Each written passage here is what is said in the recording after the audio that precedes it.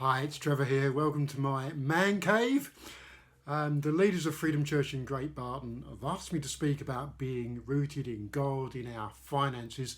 And this short video is one of a series that contains the first of a number of biblical principles I've discovered about finances, which really have been transformational in my life.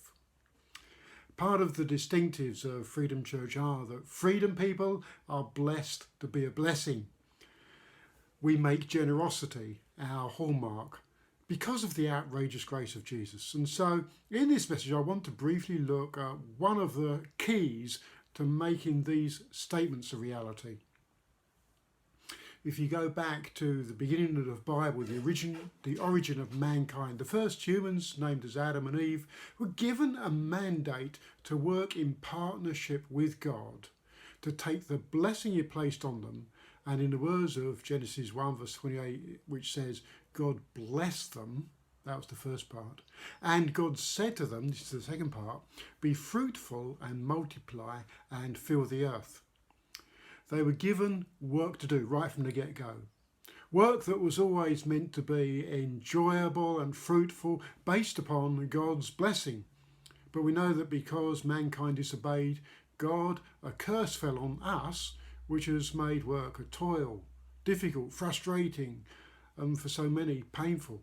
For the vast majority today, we find ourselves working harder, in more difficult circumstances, potentially working multiple jobs, working 0 hours contracts, or working incredibly long hours just in order to make ends meet. As a husband and father, I believed it was my responsibility to provide for my family, and that meant doing everything I could to house, feed and clothe them. So many of us live under that daily pressure, and it's no joke. And yet Jesus implies that this is not the way it should be. He says in John 6, do not work for food that spoils, but food that endures to eternal life, which the Son of Man will give you. The reality is, all that we work for will spoil in time. But what Jesus promises to give us will last forever. Abraham, the Hebrew patriarch, referred to God as Jehovah Jireh, the God who provides, God my provider.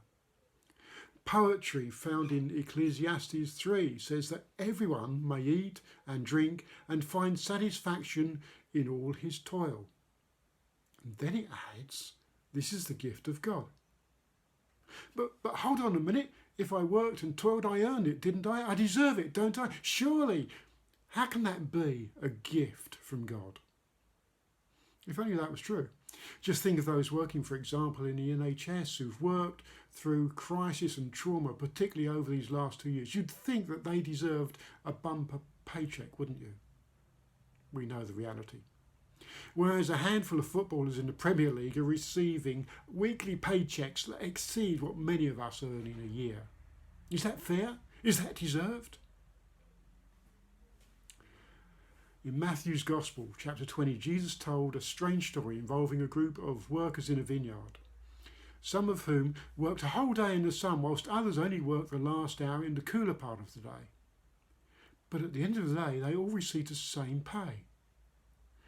Now, whether you like this story or whether you think it's grossly unfair, to me, it emphasises the point that God provides for our needs on His terms, not on ours.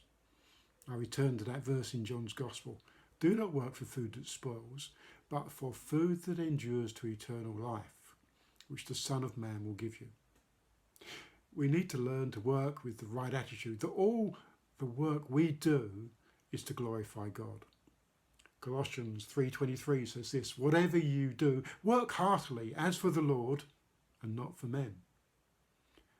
A monumental shift took place in my attitude towards work and money when I realised I was created to work for God and not for myself or my family.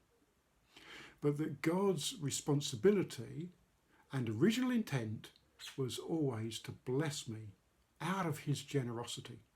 Not in the least because I earned it, but because He's a generous God. I know that for many of my listeners, this is a huge cultural shift. But my prayer is that the curse of work that has come on us through the sin of Adam will be replaced with the blessing of God. That as we work with our hearts set on glorifying God, we can be assured of his blessing. Not because we earned it, but because he delights to give it to us, in order that in turn we may be a blessing to others.